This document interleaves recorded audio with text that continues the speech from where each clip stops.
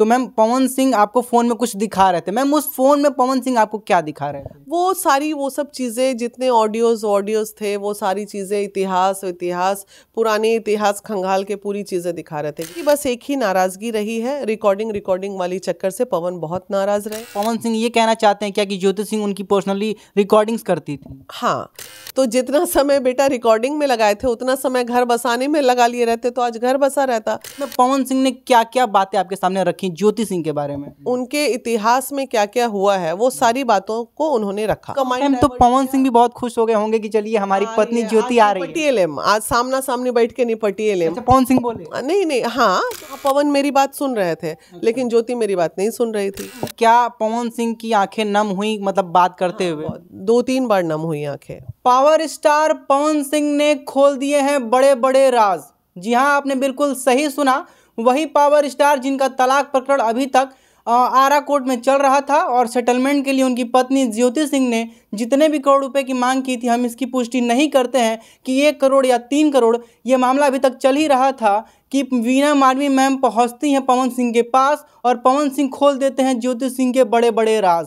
अभी हमारे साथ फ्रेम में महिला विकास मंच की राष्ट्रीय अध्यक्ष वीणा मानवी जी हैं। आज हम इनसे जानने की कोशिश करेंगे कि पवन सिंह से मिलने के बाद आखिर क्या हुआ, क्या तलाक होगा या सेटलमेंट हो जाएगा, या कितने रुपए देने होंगे, कितने रुपए नहीं देने होंगे, या पवन सिंह एक साथ अपनी पत्नी के साथ रहेंगे, क्या सारा मामला है हम मैम से जानेंगे। मैम सबसे पहले बहुत बहुत धन्यवाद। आप गई मुंबई पवन सिंह के घर पे, उनसे बातें की होंगी, तो जो भी वार्तालाप हुई तो कहीं ना कहीं आपने पवन सिंह से पहले क्या कहा कि ज्योति को मैं बुलाऊंगी, या उन्होंने ये कहा कि ज्योति को बुलाता? मैंने नहीं, शुरू में तो वो इतना नाराज हैं कि बोले नहीं ये नहीं होगा, मेरी दीदी आई हैं, इतना तो मान रख लीजिए, बुला लीजिएगा तो क्या हो जाएगा। अच्छा। आखिर हैं तो आपकी बीवी ही, हमें भी लगेगा कि भाई नहीं तो फिर हम जाके ये बोलेंगे कि, तो फिर वो मान गए। अच्छा चलिए आपको जो भी करना है। सबसे पहले पवन सिंह बहुत ज्यादा क्रोधित थे, गुस्सा थे कि मतलब ज्योति नहीं आएगी। हाँ देखिए, कोई भी मर्द को लगता है कि अगर मेरी पत्नी है तो एक पत्नी की तरह रहे, और क्या इन लोगों के बीच में क्यों हुआ, उनकी बस एक ही नाराज़गी रही है, रिकॉर्डिंग वाली चक्कर से पवन बहुत नाराज़ रहे कि पति पत्नी के बीच में क्या क्या बातें होती हैं,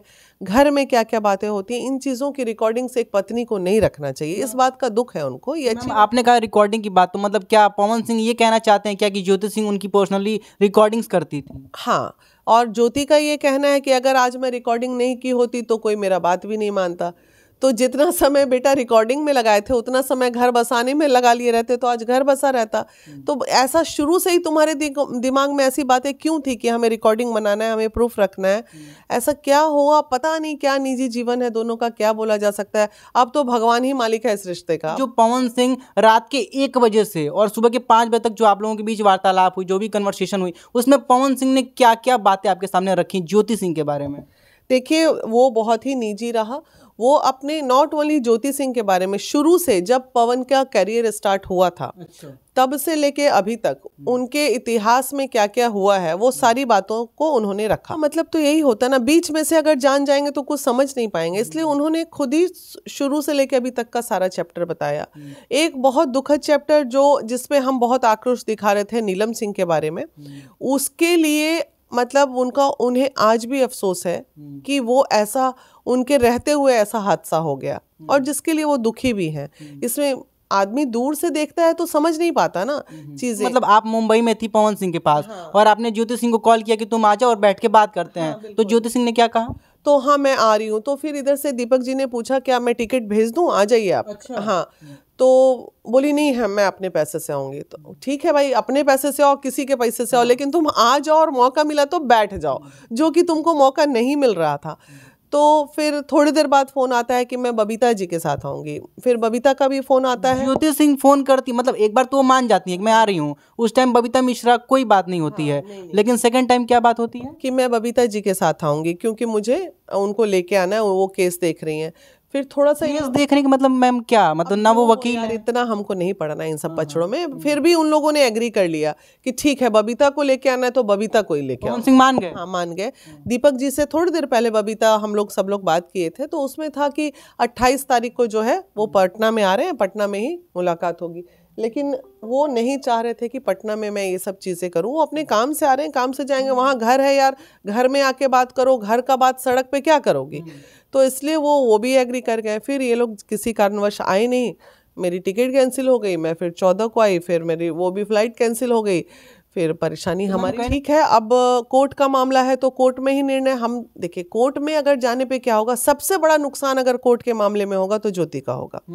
क्योंकि कोर्ट क्या करेगा, कोर्ट करेगा कि जज साहब बोलेंगे कि हाँ इनका इतना इनकम है, इतना इनकम के हिसाब से 1 करोड़ 2 करोड़, ऐसे तो कम से कम सेटलमेंट हो रहा था, तो थोड़ा ज़्यादा भी उसको मिल रहा था, तो वो फाइनेंशियली भी नुकसान में रहेगी। और फाइनेंशियली नुकसान को अगर साइड रख लें तो एक बड़ा अच्छा मौका मिला था दोनों आदमी को साथ, और मुंबई था वो, वहाँ कौन जानता, बंद कमरे में दोनों बैठते और प्रेम से सारी चीजें को तुम हैंडल। आपके कहने का तात्पर्य है कि पहले तो पवन सिंह बहुत ज्यादा क्रोधित थे, कह रहे थे कि मतलब ज्योति नहीं आनी चाहिए, नहीं आएगी, हम ना मानब। फिर एक बहन के कहने पे, जैसा कि आप कह रही हैं कि आपने पवन जी को मनाया होगा, बताया होगा, सही बात है, बिल्कुल। तो मतलब वो मान गए कि चलो ठीक है ज्योति को बुलाओ। तो फिर आपके कहने अनुसार मतलब ज्योति आने के लिए रेडी हो गए। उस वक्त लगा कि हमारा क्या लस्ट है भाई, आप न्यूज चला रहे हो, आपका कहीं चला गया व्यू तो 2 पैसे आपके पास आ जाएंगे, मेरे पास तो कुछ नहीं आएगा। हमारा लस्ट क्या था कि महिला विकास मंच का एक अच्छी पहल होती, एक बड़े मामले में केस क्लोज होता तो हमारा नाम होता, हमें अपना नाम कमाना था। तो वो हम अंदर से पूरा खुश हो गए कि अब ज्योति आ रही है, अब सब अच्छा हो जाएगा। मतलब जब पहली बार कॉल पे ज्योति ने हामी भर दी कि हाँ मैं आ रही हूँ, और बहुत हंसते हुए, बहुत खुश होके वो भी बोली। अचानक से पता नहीं किसने उसका माइंड, तो पवन सिंह भी बहुत खुश हो गए होंगे कि चलिए हमारी पत्नी ज्योति आ रही है, आज सामना सामने बैठ के निपटिए लेम। पवन सिंह बोले नहीं, हाँ, तो वही मुझे लग रहा है कि अचानक से ज्योति फोन रखती है, किसने उसका माइंड डाइवर्ट किया कि फिर उसके बाद बदल गया। इस दौरान मतलब पवन क्या बोले, हो रही ना, दूसरों को हाथों से नहीं होना, उसको डायरेक्ट खुद अभी भी कुछ नहीं बिगड़ा है। पवन मुंबई में तुम चले जाओ अकेले, अभी भी, हाँ चले जाओ, मिल लो जाके अकेले, हम यही कह रहे हैं। ऐसा नहीं है कि तुम वहां पहुंच जाओगी तो तुमको धक्के मार के निकाल देंगे, लेकिन एक पहल तो करो, एक कोशिश तो करो। ये मीडिया खेलने से क्या मिलने वाला है उसको। बात बताइए, जब पहली बार आपने कॉल किया, ज्योति सिंह ने बोला कि मैं आ रही हूँ, तो पवन सिंह का रिएक्शन क्या था, जो जैसा आपने भोजपुरी में बताया? कूल, ऐसा कुछ नहीं था, कूल थे। आवेदा देख ला, हाँ। अच्छा, पवन सिंह बोले कि आवेदा देख ला, मतलब सेटलमेंट हो जाएगा, मतलब ठीक लग रहा था, हमें लग रहा था कि वो जितना कूल लड़का हमें दिखा, थोड़ा सा वो पैर वैर पकड़ के हग वग करके माफी वाफी मांग लेती अगर ज्योति, तो वो पिघल जाता। पवन पिघलने वाला लड़का था। मतलब अगर ज्योति सिंह कहीं ना कहीं ये भूल नहीं की होती, अगर नहीं गई होती जैसा आपका आरोप है, तो मतलब कहीं ना कहीं मुझे लग रहा ना, इतना बड़ा गोल्डन अपॉर्चुनिटी उसने अपने कैरियर का, अपने जीवन का गंवा दिया।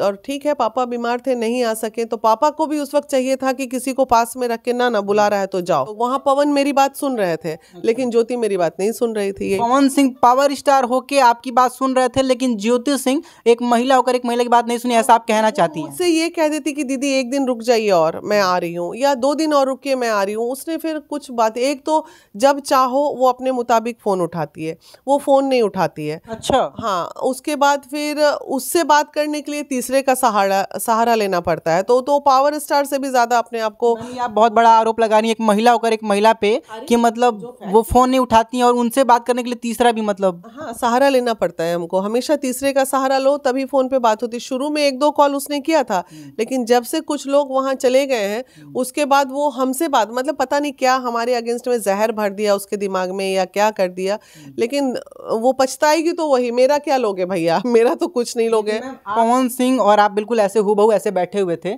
और फाइमा मैम भी थी, तो मैम पवन सिंह आपको फोन में कुछ दिखा रहे थे। मैम उस फोन में पवन सिंह आपको क्या दिखा रहे थे? वो सब चीजें, जितने ऑडियोज थे, वो सारी चीजें, इतिहास, पुराने इतिहास खंगाल के पूरी चीजें दिखा रहे थे कि देखिए ये, देखिए ये। इतिहास में ज्योति सिंह के अलावा किसी और का भी इतिहास था क्या? जो वो इतिहास, फोन वाला इतिहास ज्योति सिंह का नहीं था, बाकी लोगों का था। अच्छा, ज्योति सिंह के अलावा किसी और का इतिहास था? ज्योति सिंह की तो पवन ने कुछ बुराई की ही नहीं हमारे सामने। ज्योति सिंह की एक भी बुराई पवन सिंह ने नहीं की? एक भी बुराई नहीं की। जो बहुत बड़ी बात आप बता रही हैं, जब कोई बुराई नहीं थी। जबरदस्ती हम झूठ बोल दे? हाँ। वो कुछ बोले ही नहीं, बस उनको नाराजगी है, वही ऑडियो वीडियो सीडियो मीडिया पावर स्टार की बीवी है तो ये भी दुख ना बताए वो, ये तो जायज दुख है ना उसका। अदरवाइज वो कोई भी बुराई नहीं किए। वो जो भी किए, जीवन किसके कारण बर्बाद हुआ, कैसे बर्बाद हुआ, घर किसके कारण टूटा, ये सब बातें वो बता रहे थे। मैम ये बात उन्होंने बताया कि नहीं कि पवन और ज्योति सिंह के बीच में वो कौन सी दीवार की दरार पैदा किसने की कि आज वो दोनों मतलब इस मुकाम पे हैं? की बात नहीं है बाबू, जग जाहिर है। लेकिन वैसी परिस्थिति में फिर हम ज्योति को यही कहेंगे कि तुम अगर थोड़ा पेशेंस रखती और पति का साथ देती तो दुनिया की कोई ताकत तोड़ने पे लग जाती, नहीं टूटता। तुम एकदम अगर एक मजबूत पिलर बन के खड़ी रहती तो आज महारानी रहती। मैम क्या पवन सिंह की आंखें नम हुई मतलब बात करते हुए? 2-3 बार नम हुई आंखें। हाँ, उधर उठ के चले जाते थे, जब जब आंख नम होती थी तो चले जाते। तो वो कई बार दरवाजे की तरफ इशारा करके बोले कि देखिए मेरा दिल नहीं करता कि जब मैं घर आऊँ तो एक बच्चा गेट खोले डैडी डैडी बोलते हुए। तो ये सब चीज़ें दर्द है, ऐसा नहीं। आप कैसे, जब हम ज्योति का दर्द सुने तो उसका दर्द बयान, ऐसा तो नहीं कि पवन जी को हमने भला बुरा नहीं कहा। जब उधर का सुन के वाह, दुनिया को देखिए, ये यूट्यूबर्स लोगों को उधर का सुन के जब इधर गलिया रहे थे तो बड़ा मजा ले रहे थे, आज जब उधर का सुन के इधर बोल रहे हैं तो आपको तकलीफ क्यों हो रही है? दोनों पक्ष, हमारा काम क्या है कि दोनों पक्ष की बातों को जानो और जान के जनता के सामने रखो। एक तरफा तो काउंसलिंग होती नहीं। मैम आपको भी 2-3 करोड़ मिला है क्या, जैसे कि अफवाह उड़ रहा है? वही 3 करोड़ ज्योति वाला हमको दे दिए हैं उठा के, हम लेके। पवन सिंह जी नहीं मैम, ये हंस के बोलने क्या पता रील्स उठा के ट्रोल हो जाए। मैम ज्योति को देने वाला पैसा वो दीदी को दे दिए, झोला में हम भर के ले आए वहाँ 3 करोड़। हाँ पूरा। इस पे थोड़ा सा सच्चाई आप उठा दीजिए, नहीं तो ये ट्रोल हो जाएंगे। या फिर थोड़ा ट्रोल से कौन डरता है? यहाँ पे ट्रोल हो जाएगा, दुनिया भी समझ रही है क्या? ऐसा कुछ भी नहीं है ना, उन्होंने कुछ बोला। और क्यों वो पैसा देंगे भाई? वो हमारा रिस्पेक्ट देख रहे हैं ना, वो जान रहे हैं कि भाई ये लोग संभ्रांत महिला है, हमारा बैकअप जान रहे हैं। कोई भी व्यक्ति, ये जान लीजिए, दुनिया का कोई बुद्धिजीवी व्यक्ति किसी भी व्यक्ति से ऐसे नहीं मिलता है जब तक उसका बैकग्राउंड पता नहीं कर लेता है। तो वो सब कुछ जान के हमको बुलाए थे ना कि नहीं भाई इन लोगों को बुला लिया जाए, इनके सामने अपनी बात। बहुत लोगों ने कोशिश किया कि पवन हमारे सामने अपनी बात रखो, हमारे सामने बात रखो, कोई नहीं सफल हुआ। लेकिन उन्होंने अपनी बात हमारे सामने रखी क्योंकि हमको उस लायक समझा उन्होंने।